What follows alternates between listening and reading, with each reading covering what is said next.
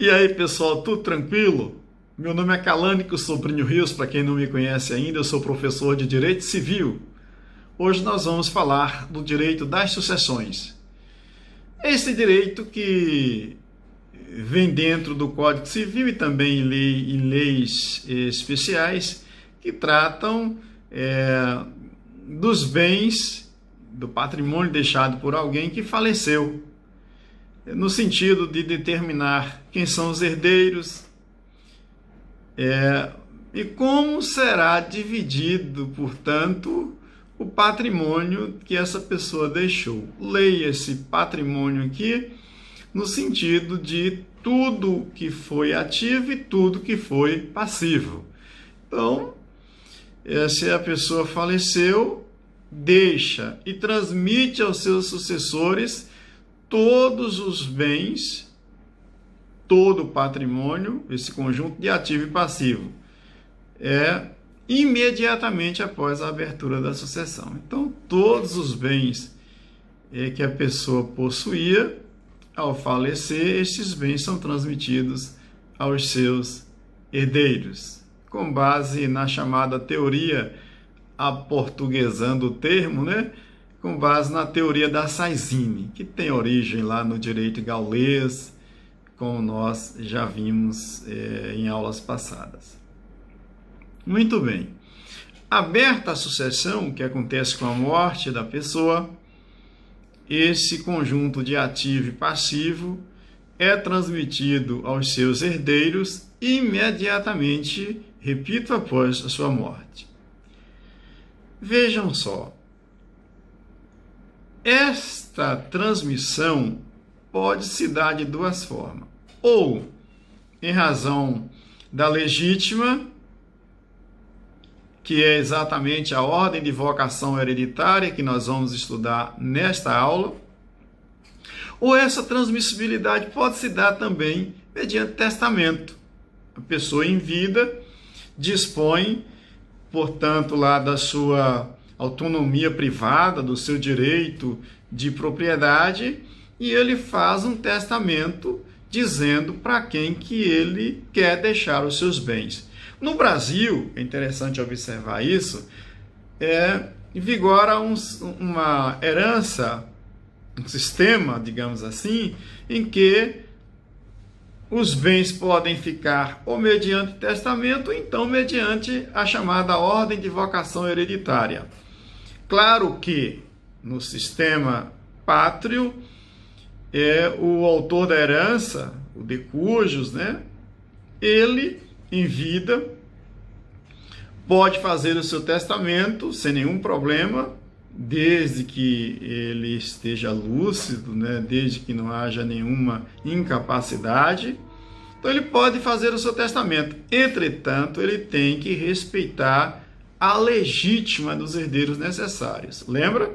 Então, se ele tiver, o autor da herança, se ele tiver herdeiros necessários, ele tem que deixar a metade dos bens, pois, segundo o Código Civil, estes bens pertencem por direito aos herdeiros necessários.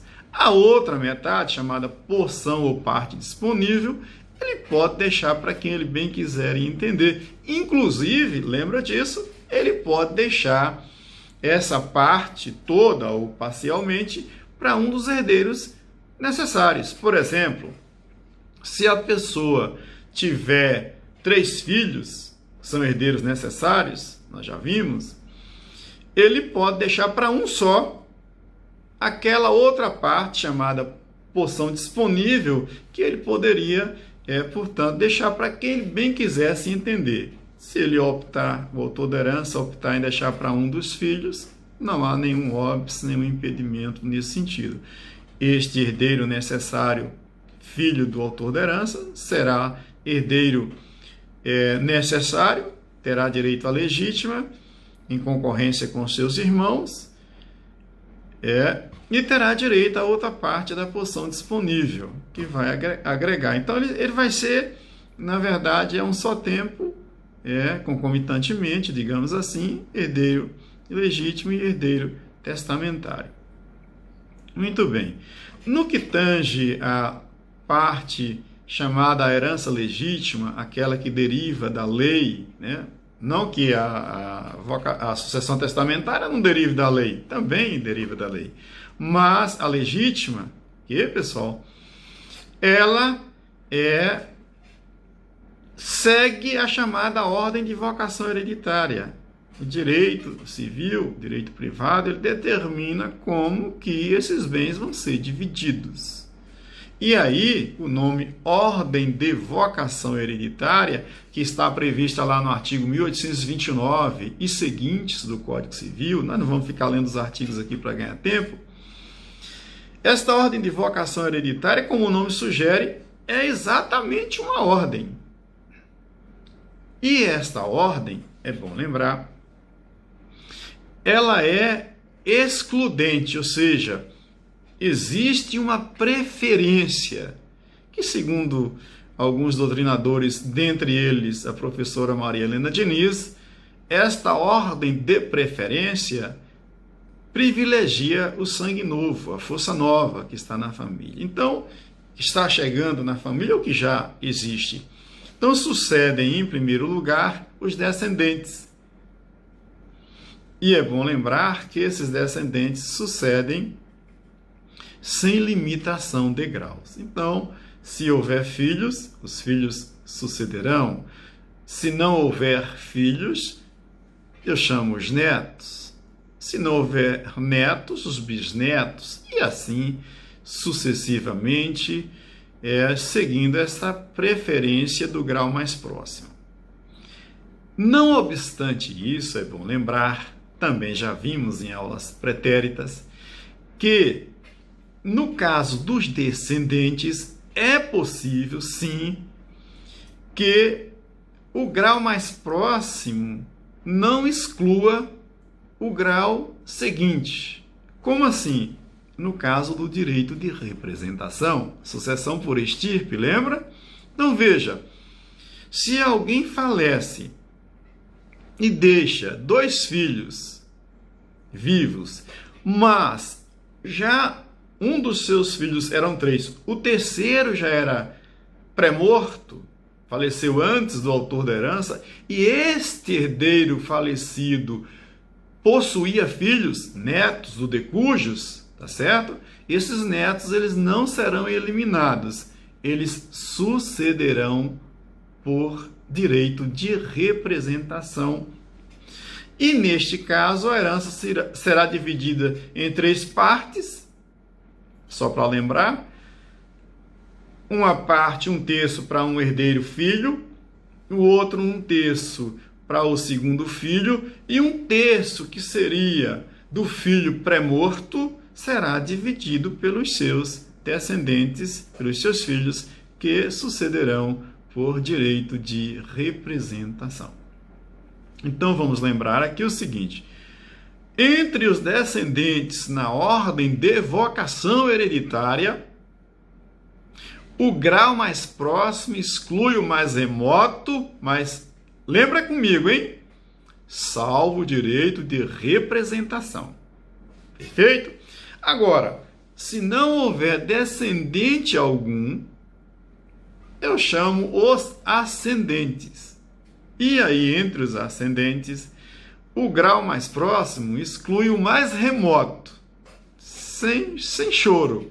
Então, se os pais estão vivos, o pai ou os pais excluem automaticamente os avós.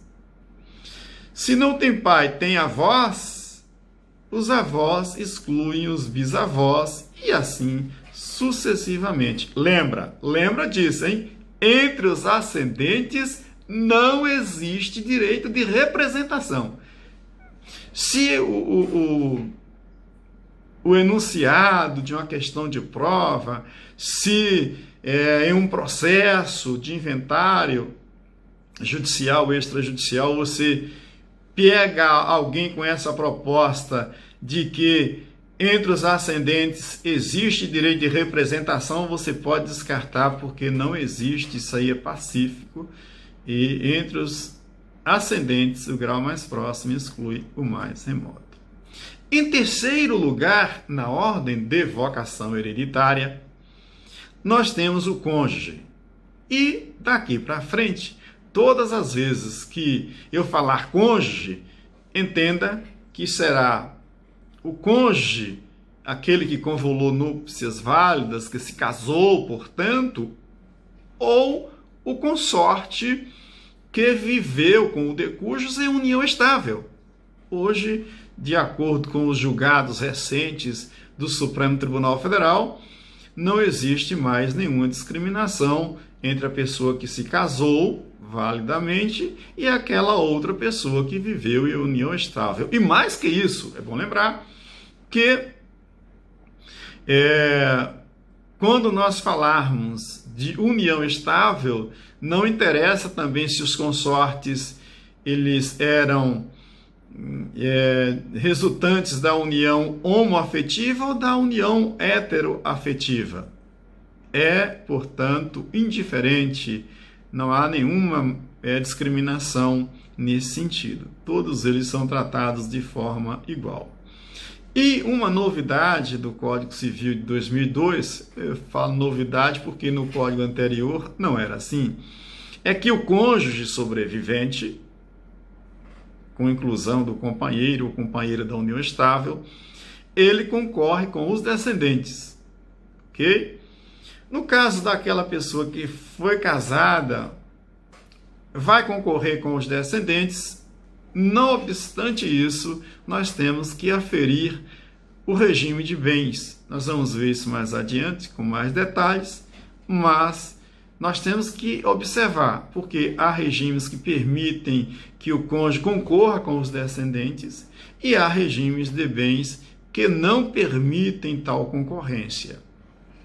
E não havendo descendentes, nem ascendentes, nem cônjuge, são chamados a suceder e, portanto, a herança será deferida a estes, os herdeiros colaterais. Vamos lembrar aqui que os herdeiros colaterais são exatamente os irmãos, que são os colaterais de segundo grau, não existe colateral de primeiro grau, são os irmãos, e se não houver irmãos, eu vou chamar os sobrinhos, em primeiro lugar, depois os tios, terceiro grau, e não havendo irmãos, nem sobrinhos, nem tios, eu chamo os colaterais de quarto grau. E é bom observar que somente na linha colateral, somente até o quarto grau. Daí para frente já não é herdeiro, já não é mais sucessor. E o quarto grau, é importante observar, não existe preferência, um não exclui o outro. Nós temos entre os sucessores de quarto grau, empatando, portanto, os sobrinhos netos, ok, pessoal? Os primos e os tios-avós. Na ausência, repito, de descendentes, de ascendentes, de cônjuge, sucedem os colaterais até o quarto grau. Ok? Até o próximo vídeo, quando trataremos da sucessão dos descendentes. Grande abraço, muito obrigado.